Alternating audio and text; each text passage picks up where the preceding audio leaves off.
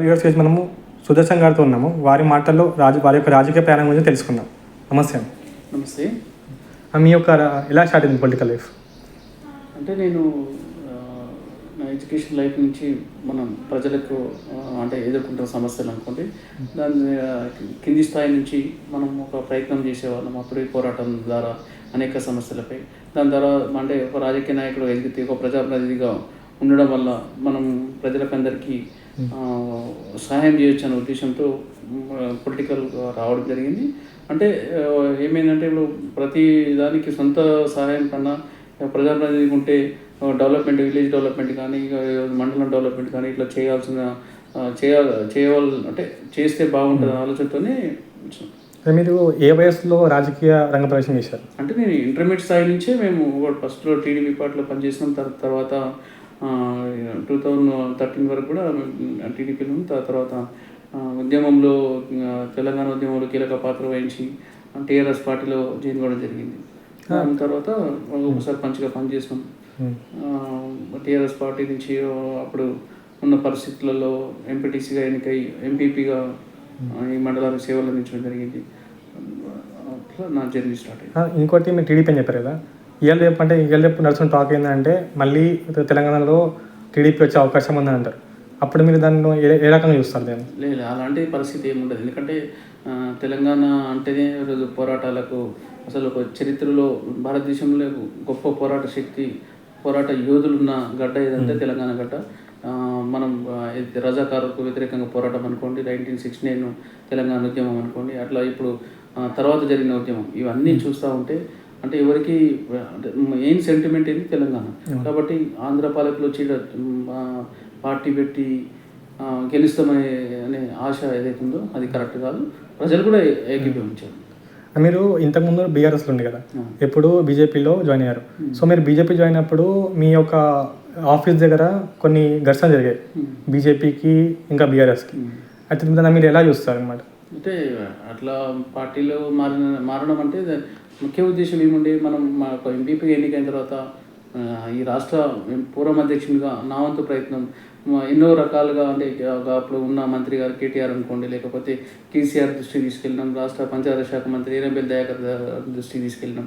కానీ ఎక్కడ కూడా పార్టీలో ఒక 2-3 వ్యక్తుల మధ్యనే ప్రభుత్వం నడుస్తుంది. కానీ ప్రజలకు ఏదో చేయాలని మాత్రం వాళ్ళ ఆలోచన లేకుండే, నిధులు లేకపోవడం వల్ల మండలాల్లో ఆఫీసులలో కనీసం అసలు 1 లక్ష రూపాయలకు నిధులు లేకపోయినా ఎటువంటి డెవలప్మెంట్ చేయలేకపోయినాం. కాబట్టి నా వంతు ప్రయత్నం 2-3 సంవత్సరాల వరకు అందరి మంత్రుల చుట్టూ తిరిగి ఒక ప్రయత్నం అయితే చేస్తే ఇక్కడ నిధులు రాకపోవడం వల్ల మనం పోరాటం చేస్తేనే కనీసం ఒక ప్రయత్నం చేద్దామని చెప్పి అప్పుడు బీజేపీ పార్టీలో జాయిన్ కావడం జరిగింది. బీజేపీ పార్టీ అప్పుడు రాష్ట్రంలో అన్ని విషయాలపై పోరాటం చేస్తూ ఉంది. కాబట్టి దాంట్లో జాయిన్ అయ్యి ఇంకా మంచిగా అంటే ప్రజల సమస్యలపై పోరాటం చేయొచ్చని పార్టీ మారడం జరిగింది. ఇంకోటి ఏం తెలిసిందంటే, మీరు బీఆర్ఎస్ ఉన్నప్పుడు మీరు ఇక్కడ సేవ చేయడానికి ట్రై చేసినప్పుడు మీకు చాలామంది అడ్డుకున్నారు అంటే ఇండైరెక్ట్గా. ఇంకోటి ఏంటంటే ఫండ్స్ కూడా రానివ్వని చేసినాను, అది ఎంతవరకు నిజం?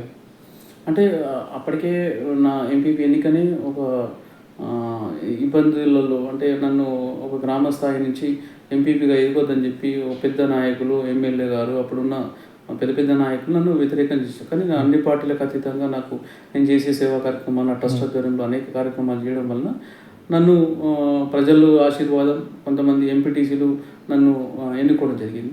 దానిలో భాగంగా నేను డెవలప్మెంట్ చేస్తే ఇంకా మా పేరు వస్తుంది, లేకపోతే ప్రజలకు దగ్గర అవుతుందని చెప్పి చాలా ప్రయత్నం చేసినట్టు నిధులు రాకుండా అయినా కూడా నా వంతు ప్రయత్నం ప్రతి అధికారుల చుట్టూ, మంత్రుల చుట్టూ తిరిగినాం. నా సొంత నిధులతో మండలంలో అనేక సేవా కార్యక్రమం చేయడం వల్ల నేను మండలంలో సక్సెస్ అయినా. ఎంతమంది వ్యతిరేకించినా కూడా నాకు ఒక ప్రత్యేక గుర్తింపు అయితే ఈరోజు మండలంలో ఉంది. ఇంకా మీరు సర్పంచ్ చేశారని చెప్పారు కదా, సర్పంచ్ చేసినప్పుడు ఏ గ్రామం చేశారు? ఇంకా సర్పంచ్ నుంచి మీరు ఎంపీపీ వరకు ఎలా వచ్చారు? అంటే నేను గ్రామ ఉప సర్పంచ్ చేసినాను 2013 to 18 వరకు. దాని తర్వాత నేను ఎంపీటీసీకి ఎలక్ట్ అయ్యి ఎంపీపీ అయినా. అంటే మా ఇంట్లోనే మా సిస్టర్ ఇల్లు సర్పంచ్గా ఉన్నారు. నేను ఎంపీపీ ఉన్న టైంలో వాళ్ళు సర్పంచ్గా ఉన్నారు. అప్పుడు మీకు జెడ్పీటీసీ ఏమైనా సపోర్ట్ చేశారా లేకపోతే ఎలా? లేదు, వాళ్ళు ఎప్పుడు నన్ను వ్యతిరేకంగానే పనిచేసిండ్రు. నన్ను ఆహ్వానించే ప్రయత్నం, నాకు నిధులు రావద్దని, నా ఆఫీసు గుంజుకోవాలని అనేక రకాల ప్రయత్నం చేసేది. కానీ నేను అన్నీ ఎదుర్కొన్నా. నేను ఈరోజు నా అంటే నా సెల్ఫ్, నా నమ్మకం, నేను పనిచేస్తానన్న నమ్మకం ప్రజలకు ఇచ్చింది. ప్రజల మీద నా మీద ఉన్న నమ్మకము నన్ను ముందు తీసుకెళ్ళింది.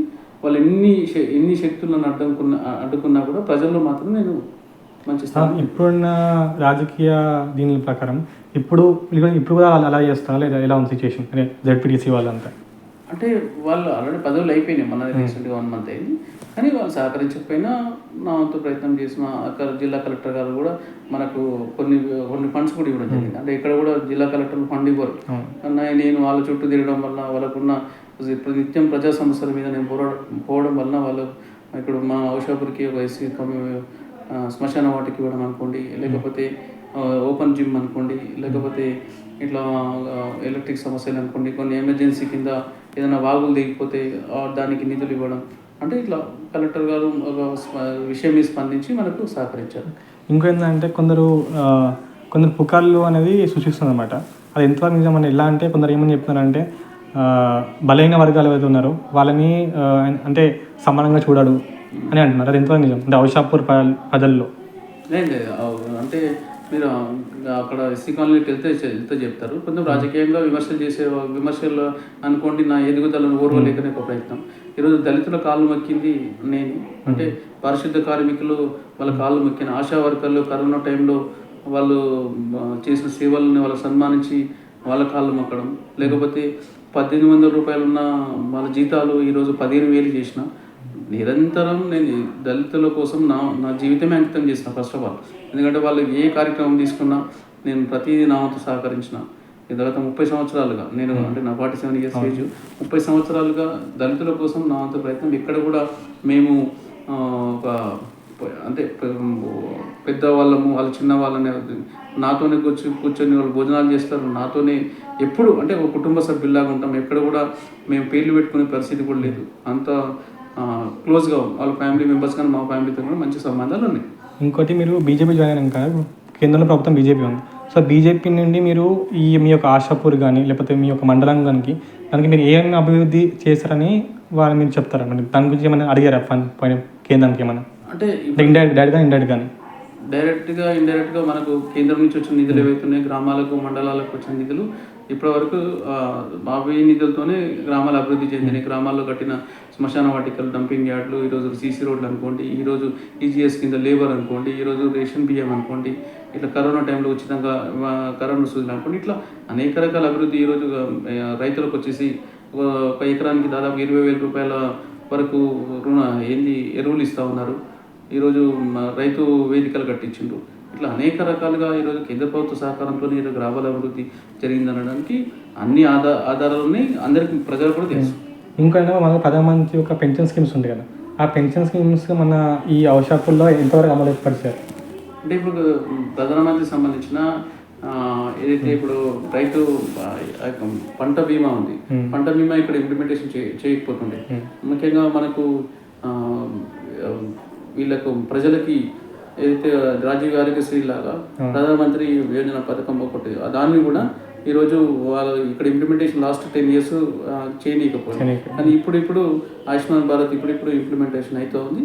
అది పూర్తి స్థాయిలో అయితే ప్రజలకు ఉచితంగా 10 లక్షల వరకు ఈరోజు హాస్పిటల్లో ఖర్చులు చెల్లించే ప్రయత్నం చేస్తున్నాం. మళ్ళీ ఇంకోటి, మీ యొక్క మండలంలో లేకపోతే మీ యొక్క ఊళ్ళో మీరు పాఠశాలలకి ఎటువంటి సహకరించారు? మీరు పాఠశాలలకు కానీ లేకపోతే కాలేజీలకు కానీ లేకపోతే గవర్నమెంట్ సంబంధించిన వాటి?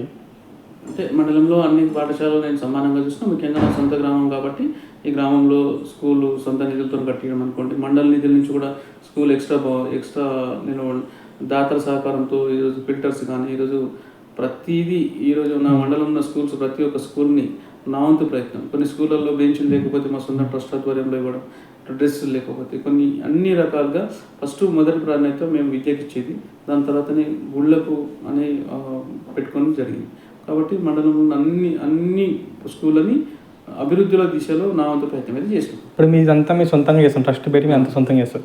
కానీ మీరు ఇంత చేసినా కూడా మీకు అంటూ ఒక సాగం ఉండాలి పైనుంచి, అంటే మీ లోకల్ సహకరిస్తేనే మొత్తం 100% ఫుల్ఫిల్ అవుతాయి. సో ఇప్పటికి ఏమైనా అవకాశం ఉన్నాయా? అంటే లోకల్ ఎమ్మెల్యే కానీ వాళ్ళందరూ ఏమైనా సహకరించేది ఏమైనా ఉన్నాయా, లేకపోతే ప్రతిసారి వాళ్ళు అడ్డం పెడుతున్నారా? అంటే గతంలో ఎన్ని వ్యతిరేకించినా మన వంతు మనం తప్పు చేసేది ఎవరు భయపడేది లేదు.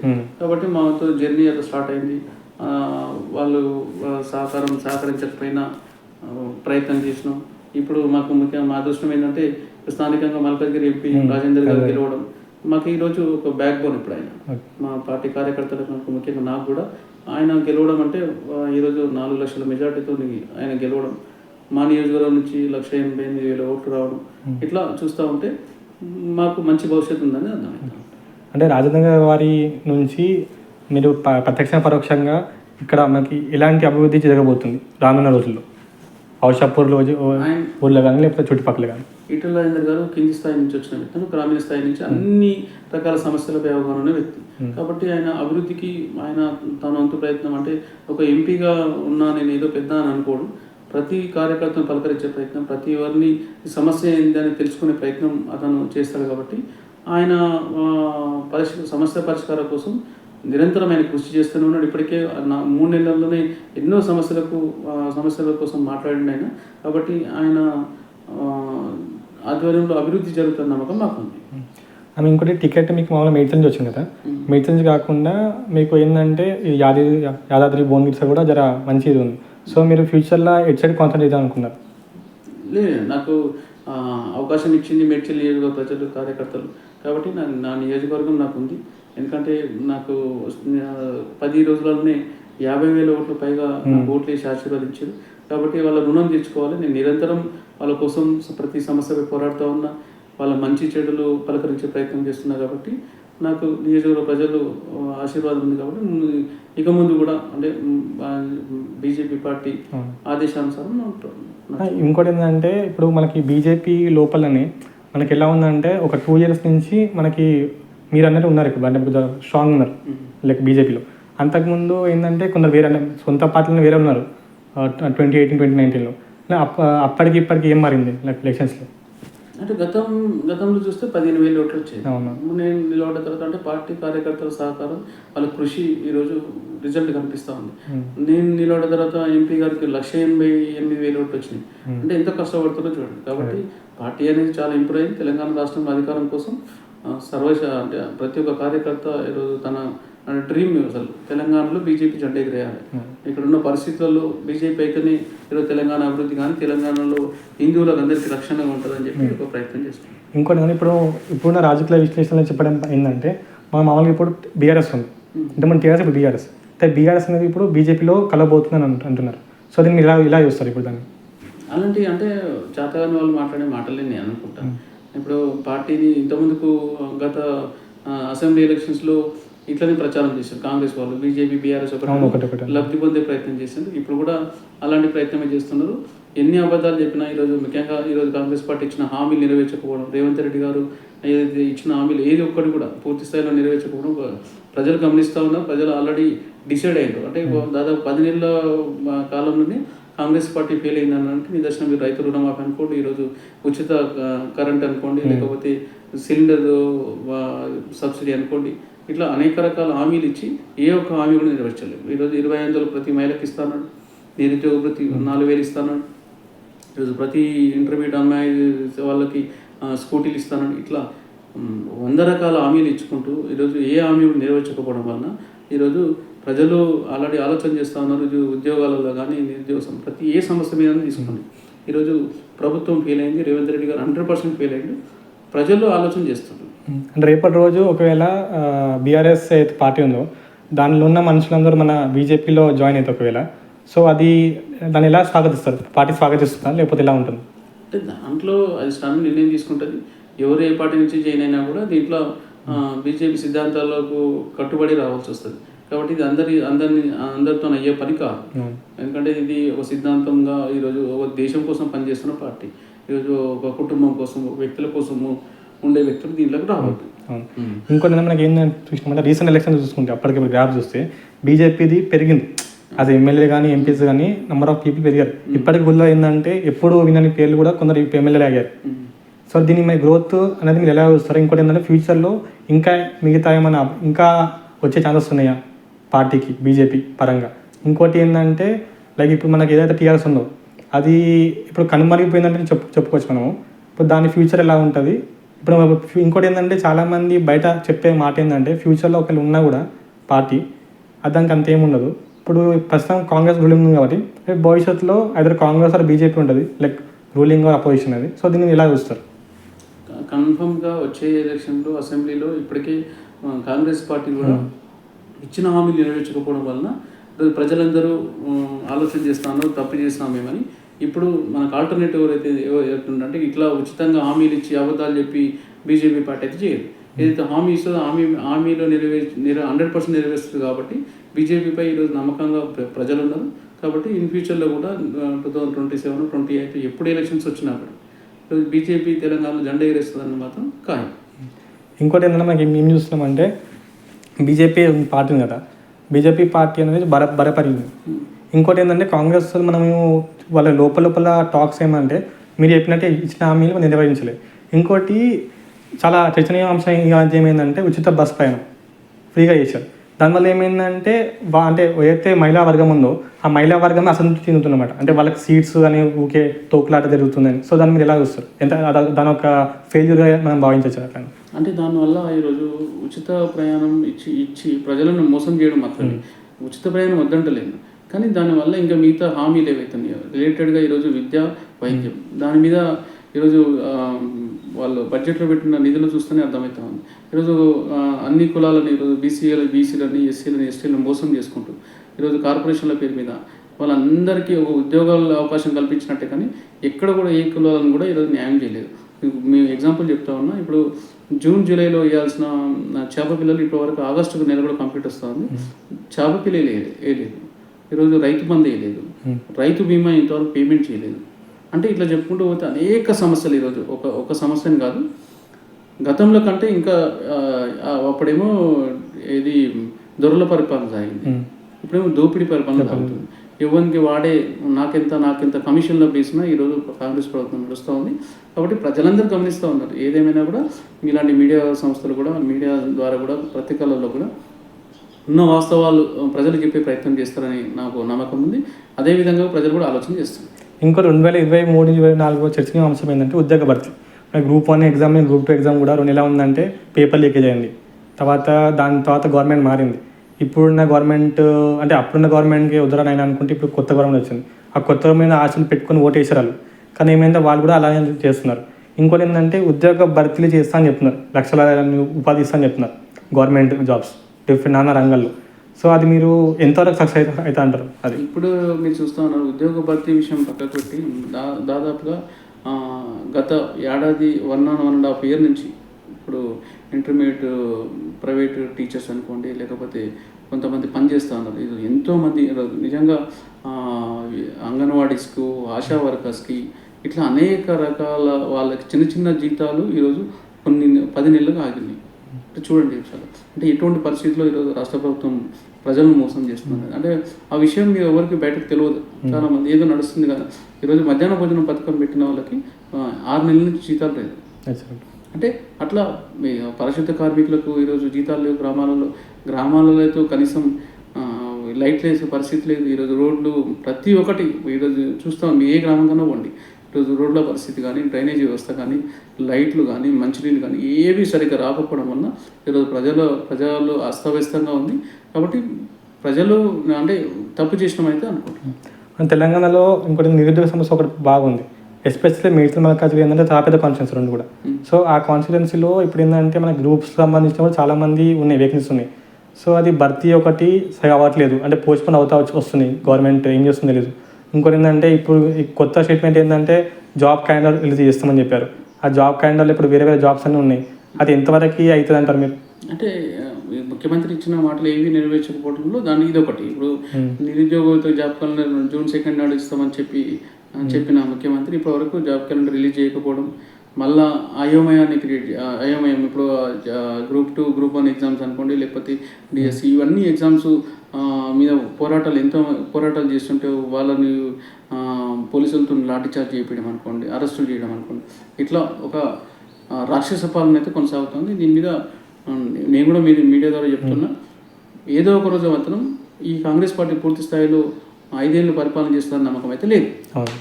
ఇంకోటి మనము ఇంతమంది చాలా చూసాము ఏంటంటే లైక్ పద్మనాభ గారు డిప్యూటీ స్పీకర్ ఉన్నప్పుడు మీరు అక్కడ 2 BHK కోసము పోరాడారు. సో దానికి ఎలా అంటే అప్పుడున్న గవర్నమెంట్ ఇంకా పోలీసు వాళ్ళు మీ మీద చాలా దుష్టంగా ప్రవర్తించారు, మీ మీద చాలా అసభ్యకరంగా ప్రవర్తించారు, ఫోర్స్ఫుల్గా చేయడం చేసింది. సో దాన్ని మీరు ఎలా చూస్తారు? అంటే దాదాపుగా నేను బీజేపీ పార్టీ వచ్చిన తర్వాత ఇప్పటివరకు 11 కేసులు బుక్ అయినాయి. దాంట్లో ముఖ్యంగా ఎన్నో ఉద్యమాలు చేసినాం. దాంట్లో డబుల్ బెడ్రూమ్లు స్థానికులకు మేడ్చల్ నియోజకవర్గ ప్రజలకు కేటాయించాలని చేసినాం. ఇప్పటివరకు ఆ సోయిలేని అప్పుడున్న మంత్రి మల్లారెడ్డి ఉన్నాడు, అబద్ధాలు చెప్పి నేను స్థానికులకు ఇప్పిస్తా అని చెప్పి అతను ఇప్పించలేదు. అట్లా టీఆర్ఎస్ పార్టీ మోసం చేసింది. ఇప్పుడు కాంగ్రెస్ పార్టీ కూడా ఇప్పుడు సంవత్సరం కాలం దగ్గరికి వస్తుంది, కానీ స్థానికులకు డబుల్ బెడ్రూమ్ కేటాయించాలి. అట్లా స్థానికులకు డబుల్ బెడ్రూమ్ అనుకోని పారిశుద్ధ్య కార్మికులకు అనుకోండి, అంగన్వాడీ ఆశా వర్కర్లు ప్రతి ఒక్కరి విషయంలో పోరాటాలు చేసినాం. అప్పుడున్న టీఆర్ఎస్ పార్టీకి ఇప్పుడున్న కాంగ్రెస్ పార్టీకి ఇప్పుడు మొన్న జరిగిన చిన్నచెర్ల ఇష్యూ ఏదైతే ఇందులో దాడి జరిగిందో అక్కడ బండి సంజయ్ గారు వస్తే నేను ఆయనతో కలిసి పోవడం వల్ల ఒకటే రోజు అట్లా అంటే కేసులు పెట్టి భయపెట్టి ప్రయత్నం చేస్తున్నాను, కానీ వాళ్ళు ఏం చేసినా కూడా నేను ప్రజల వైపు నుండి పోరాటం చేస్తా, భయపడేదైతే లేదు. మీరు ఇంతగానం కష్టపడి మీరు ప్రయత్నించి మీరు రాజకీయంగా ఎదుగుతున్నారు. ఇంకోటి ఏంటంటే మీరు సహాయం చేస్తున్నారు, ప్రజల్లో నిరంతరం ఉంటున్నారు. అయితే అలాంటిది మల్లారెడ్డికి ఏది ప్లస్ పాయింట్ అయితే అనుకుంటారు, ఎందుకని ప్రజలు గుడ్డిగా వేయడం జరుగుతుంది? లేదు, అట్లానే ఏం లేదు.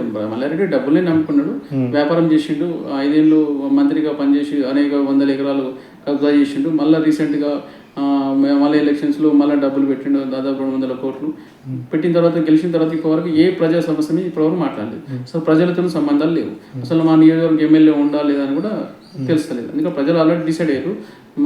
ఆయన ఏమనుకుంటుంటే నాకు పుణ్యానికి వెళ్ళి నేను పైసలు ఇచ్చి ఓట్లు వేయించుకున్నాను ఆయన అనుకుంటున్నాను. అంత చేసినా కూడా ఎందుకని ప్రజలకి అవగాహన అనేది ఇంకా లేట్గా వస్తుంది? అంటే టైం వస్తుంది దానికి. ఇప్పుడు గత చూస్తున్నారు 10 ఏళ్ళ పరిపాలన చరమగీతం ఎట్లా పాడారు, మల్లారెడ్డి కూడా వచ్చే టైం ఏ రోజు వచ్చినా కూడా చరమగీతం పాడతారు. నువ్వు 1,000 కోట్లు ఖర్చు పెట్టినా చరమగీతం పాడతారు. ఇంకోటి ఏంటంటే ఎలక్షన్స్ అయ్యే టైంలో ఆయన ఏం చెప్తున్నా నేను ఎంత పెద్దలతో ఉంటాను, ఇంకోటి ముసళ్ళ అవ్వలతో ఇట్లా ఫోటోలు దిగుతూ ఉంటాను అనమాట, నేను కొడుకో బిడ్డ అని. అవన్నీ జోకర్లు లాగా చేసే అన్ని వేస్ట్ ముచ్చట్లు. ఆయన నియోజకవర్గం అభివృద్ధి చేయలేదు, ఆయనకు అవగాహన లేదు. ఫస్ట్ ఈ అభివృద్ధి మీద ఏంటి, ఆయన కాలేజీలు నడుపుకోనికి ఆయనకు అండగా ఉండడానికే మా టీఆర్ఎస్ పార్టీలో అప్పుడు తీసుకొని 1000 కోట్లు సంపాదించుకున్నాడు. 1000 కోట్లు అక్కడ నిధులు ఇచ్చింది. ఇప్పుడు కూడా సేమ్ పరిస్థితి. ఇప్పుడు ఏ పార్టీలు రాణిస్తలేవు, ఇప్పుడు కూడా అదే పరిస్థితి. ఆయన వ్యాపారం కోసం వచ్చింది అంతే. ఇంకా ఇప్పుడు మీరు ఎలక్షన్లో నిలబడినప్పుడు లోకల్లో కాంగ్రెస్ పర్సన్ ఎవరితో నిలబడ్డారో వాళ్ళు కూడా ఇండైరెక్ట్గా తొక్కుదామని చూశారని ఒక టాక్ ఉంది. సో అది ఎంత నిజం? అంటే ఇద్దరు అవినీతి పరులు అక్కడ సైడ్ నిలబడ్డారు. వాళ్ళు 100 కోట్లు ఖర్చు పెట్టారు. మేము మా పార్టీ డబ్బులు ఖర్చు పెట్టదు, మేమేమున్నా కార్యకర్తల బలంతో కార్యకర్తలు సహకారంతో మేము ఓట్లు ఎగడినాము. అది కూడా చాలా అంటే గ్రేట్ అంటున్నారు, 50,000 విషయం ఏం కాదు. కాబట్టి కాంగ్రెస్ పార్టీ అవినీతి కడ్డ ఈరోజు మల్లారెడ్డి ఎన్ని చేసినా కూడా వచ్చేది మాత్రం బీజేపీకి ప్రభుత్వం. ఓకే. ఇంకోటి ఏంటంటే ఇప్పుడు ఫ్యూచర్లో మనము బీజేపీని ఎలా చూడగలుగుతాం అంటే మీ ఫస్ట్ రాజకీయ పరీక్షలను చూస్తుంటే? అంటే ఇంకా బీజేపీ పార్టీలో ఇట్లా పైసలు ఇవన్నీ ఏం చూడదు, ఎంత కష్టపడుతున్నాడు ఏం చేస్తున్నాడు అనేది చూస్తుంది. కష్టపడ్డ కార్యకర్త కూడా ఎమ్మెల్యే టికెట్ ఇస్తుంది, ముఖ్యమంత్రి కూడా చేస్తుంది. అది బీజేపీలో సాధ్యం, వేరే పార్టీలలో అయితే సాధ్యం కాదు. ఇంకోటి మనకి కొన్ని కేసెస్ ఉన్నాయి మీద, ఎట్లా అంటే ఎక్స్ట్రాక్షన్ అని, కిడ్నాపింగ్ అని, ఇంకోటి ఎస్పెషల్ SC/ST దీని మీద కొన్ని చూసాను, ఫైల్స్ అనేవి ఉన్నాయి. సో అది ఎందుకు ఎట్లా అని దాని గురించి చెప్పండి. దాని గురించి అంటే ఒకసారి నా మీద దాడి జరిగినప్పుడు కౌంటర్ కేసు SC/ST పెట్టిండు. నేను ఎదుగుతున్న టైంలో ఒక రెండు SC/ST కేసులు పెట్టిండు. వాళ్ళకు కూడా తెలుసు SC/ST కేసు పెట్టినా కూడా దాని మీద ఎందుకు పెట్టినాం అది తప్పని తెలుసు. మిగతా అన్ని పోరాటమే. మిగతా అంటే ఏడధర్నాలు ఆడధర్నాలు మొత్తం 11 కేసులు ధర్నాలు. వేరే ఇక్కడ ఏ తప్పు చేయలేదు, ఏ అవకాశం ఓనికి ఇయ్యను. ఎందుకంటే నేను స్ట్రేట్ ఫార్వర్డ్ ఉంటే నన్ను తప్పు చేసే అవకాశం అయితే ఇయ్యను. ఇంకోటి ఒక మెయిన్ థింగ్ చాలా మంది అడగని చెప్పారు ఏంటంటే ఆ కేసులో ఇంకో కేసు కూడా ఉంది ఏంటంటే ట్రెస్పాసింగ్ అని. ట్రెస్పాసింగ్ అసెట్స్, ఇంకోటి ఇల్లీగల్గా ట్రెస్పాస్ చేశారు ఇంటిని. అది ఏంటి ఆ కేసు దాని గురించి చెప్పండి. ఎక్కడ లేదు ట్రెస్పాస్. ఓకే. లేదు, ఎటువంటి ఉన్న డబుల్ బెడ్రూమ్ ఇక్కడ క్యాంప్ ఆఫీస్ మీద జెండా ఎగిరేసినాయి. మొన్న బండి సంజయ్ గారు వచ్చినప్పుడే అక్కడ చౌటుప్పల్లో ఎలక్షన్స్ కేసు, చౌటుప్పల్లి మూడు ఎలక్షన్, మళ్ళీ నా ఎలక్షన్స్ టైంలో ఒక ఆయన డబ్బులు పంచుతుంటే ఆయన ఆపడం అదొక కేసు. అంతేగాని ఎక్కడ కూడా 2 SC/ST మిగతా అన్ని పోరాటమే. ఇంకోటి ఔషాపూర్ ప్రజలకి మీరు ఇచ్చే సందేశం ఏంటి, అలాగే మీరు ఎటువంటి మార్పుని మీరు తీసుకొస్తారని వాళ్ళకి చెప్పదలుచుకున్నా చెప్పండి. అంటే నా గ్రామంలో ఔషాపూర్ గ్రామం అభివృద్ధి ధ్యేయంగా నా వంతు ప్రయత్నం నా లైఫే లేవు. ఎందుకంటే వాళ్ళు రాజకీయంగా నన్ను ఈ స్థాయికి తీసుకెళ్ళింటూ ఎమ్మెల్యేకి పోటీ చేసిన స్థాయి తీసుకెళ్ళారంటే దానికి కారణం ఔషాపూర్ ప్రజలు. కాబట్టి ఔషాపూర్ ప్రజలకు ప్రతిది అంటే మంచి చెడులో ప్రతి విషయంలో నేను వాళ్ళకి అండగా ఉన్నా, ఇంకా ముందు కూడా అండగానే ఉంటా. నియోజకవర్గ ప్రజలు ముఖ్యంగా ప్రతిదీ నేను ఇప్పుడు అంటే గ్రామ స్థాయిలో టైం ఇవ్వకపోయినా కూడా నేను ఏదో ఒక టైంలో నా ప్రజలను అయితే నేను కంటికి రెప్పలా కాపాడుకుంటా.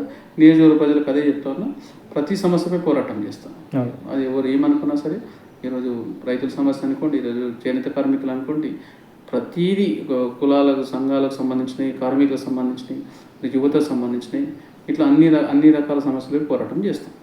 ఇంకోటి చాలామంది ఏం అడిగారంటే మనకి సుదర్శన్ గారు లోకల్ అంటే ఔషాపూర్ ప్రజలకి చుట్టుపక్కల చేస్తారు, మేడ్చల్లో ఎన్నో ఊళ్ళు ఉన్నాయి, అన్నిటికీ సమానంగా చేయట్లేదు ఒక మార్క్ ఉంది, అది ఎలా చూస్తారు మీరు? లేదు అట్లేం లేదు. ప్రతిదీ రోజు పొద్దున్న నుంచి నియోజకవర్గం మొత్తం ఎక్కడ పిలిచినా ఏ కార్యకర్త చావులు బతుకులు మంచి చెడు అన్నీ నా వంతు ప్రయత్నం అయితే చేస్తున్నాను. అంటే ఓడిపోయామని ఇంట్లో పండుకునే క్యారెక్టర్ అయితే కాదు. ఎందుకంటే నేను ముందు కూడా ఉండాలని ఉద్దేశంతో ఉన్నా కాబట్టి ప్రజల ఆశీర్వాదం కోసం తిరుగుతున్నాను. మీరు ఇప్పుడు రాబోయే ఎలక్షన్స్లో మీరు ఎటువంటి గెలుపుని మీరు ఆశిస్తున్నారు? 100% రాష్ట్రంలో బీజేపీ ప్రభుత్వం రావాలని నా ముఖ్య ఉద్దేశం. అది వస్తే మేము లీడర్లమైనట్టు. అదే మేము తెలుస్తున్నాం కదా. సుదర్శన్ గారు నిరంతరం పదవిలో ఉండే ప్రధానాయకుడు సుదర్శన్ గారితో ఇంటర్వ్యూ. ధన్యవాదాలు. Thank you.